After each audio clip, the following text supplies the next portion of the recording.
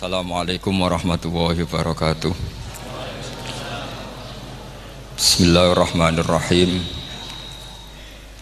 Tabarakalladzi nazzala al-furqana ala 'abdihi liyakuna lil 'alamin nadhira.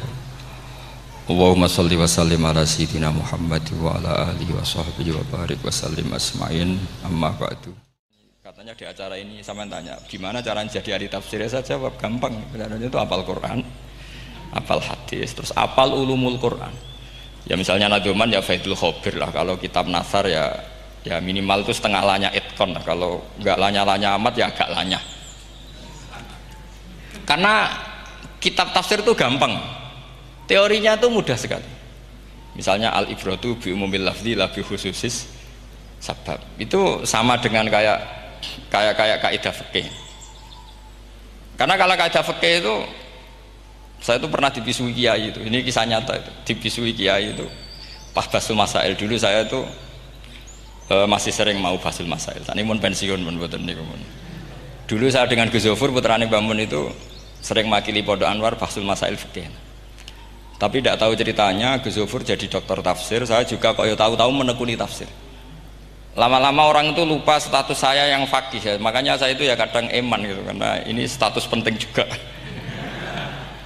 Tapi status fikih itu kadang memang menyesatkan.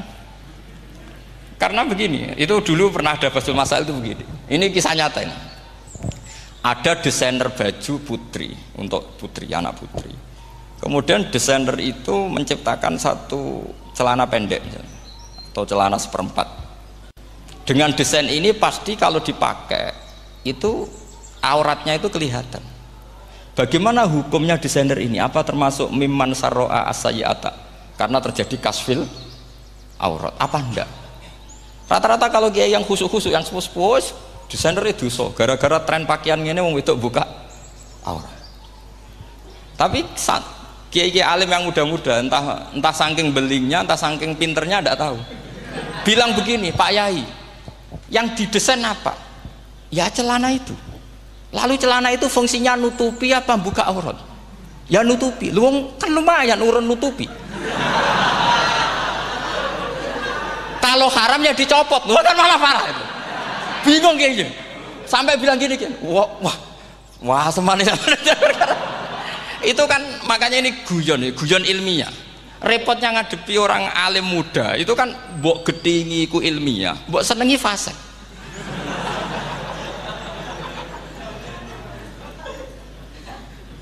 Ketika kiai yang khusyuk tadi tak tanya, kalau desainer katok seperapat, paham gitu? Kau coba yang celana dalam terlalu vulgar itu, paham gitu? Ndak rok saja lah, rok mini misalnya, rok selutut. Sampean jangan ngeres ya, yang rok selutut misalnya.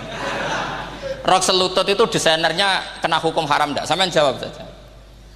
Oh haram dari kiai sepuh karena dengan desain itu misalnya lututnya kelihatan. Tapi pertanyaannya kiai muda saya masih ingat betul, saya tanya. Lalu fungsi pakaian itu apa Pak Yai? Fungsi itu kan tetap nutupi sebagian aurat. Kalau Anda haramkan, barang haram itu harus dihilangkan. Nah, itu. Sampai kiai itu setelah acara itu manggil saya. Gus, kalau ngakoni jenengan alim tapi podo repote. Pada repote nak dalam itu kan terus itu ada perumusan di redaksi keputusan yang dijual itu yang masail fikihnya kan terus diputuskan dibukukan. Kalau redaksinya halal Gus nanti orang pakai rok semua. Dan saya balik bantah kalau redaksinya haram orang nggak pakai rok malah. Akhirnya itu apa? Kebijakannya lucu. Buak we Gus, pertanyaan itu buak sak jawabannya oke. Jadi kita debat tidak jadi. Ini cerita ilmiah. Makanya sama tidak wajib manut saya ini terlalu ilmiah, jadi tidak baik untuk kehidupan kesalian kurang baik. Jadi ini, tapi ini ilmu. Tetap kaidahnya fikih ma la yudraku kullu la yudraku kullu. Jangan kalau tidak bisa nutupi aurat semua, lalu jangan sama sekali. Lungki kan kaidahnya kan gitu, ma la yudraku kullu la yudraku kullu. Misalnya Anda punya tetangga nggak mau pakai jilbab, nggak mau pakai pakaian muslimah, kamu tidak boleh bilang munisan raklambinan, tidak bisa. Malayu troku kulluh, napa malayu troku kulluh, nu layu troku napa? Kulluh. Makanya ini kita harus hati.